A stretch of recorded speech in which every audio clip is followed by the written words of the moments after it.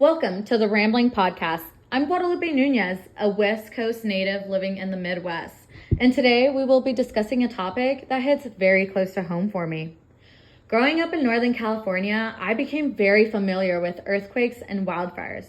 Although earthquakes were a daily occurrence, I can't say I've ever felt one. My experience with wildfires, on the other hand, has been very different.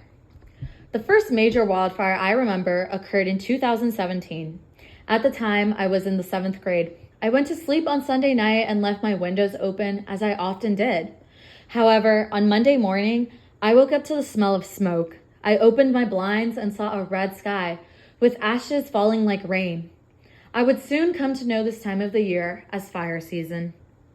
In recent years, there has been an intense period of wildfires in California.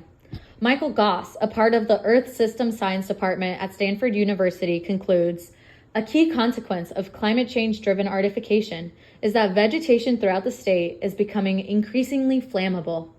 This means that as a result of climate change, vegetation in California has become very dry and acts as fuel during wildfires because it is highly flammable.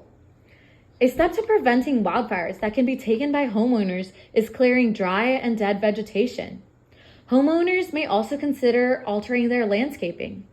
By landscaping with rocks or native fire-safe alternatives, there are fewer sources to fuel wildfires. For those who choose to keep their grass and vegetation, they should prioritize the upkeep of their gardens and yards." Another preventative measure is one that many find ironic. Many of us have heard the expression, "fighting fire with fire," and some have taken it literally. Wildfires can be prevented through a practice known as controlled burns. In a controlled burn, dead leaves, trees, and shrubs that would have fueled a real wildfire are eliminated. Additionally, it's important to not pin wildfires on climate change alone. Around 90% of wildfires in California are human-caused. Climate change is intensifying wildfires, but it isn't starting the fires.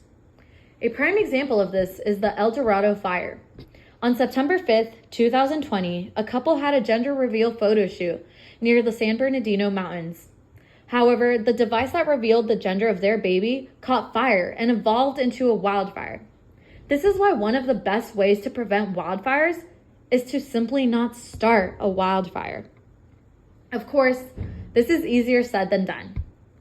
Fire hazardous activities to be mindful of include fireworks, campfires, and smoking. However, fires can result from activities people would have thought harmless, such as celebrating a gender reveal. This story and many others should remind us to be cautious of our actions and consider their consequences. Most natural disasters cannot be prevented. All you can do is take cover or evacuate the impacted area.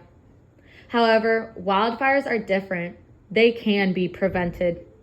Adam Voiland, a senior science writer and editor for the NASA Earth Observatory, tells us, 13 of California's 20 most destructive wildfires have occurred in the past 5 years. They collectively destroyed 40,000 homes, businesses, and pieces of infrastructure. Wildfires lead to devastating effects, which is why humans should become proactive and prevent wildfires. Thank you for listening. My name is Guadalupe Nunez, and remember, don't let climate change be a scapegoat, and take action against wildfires today.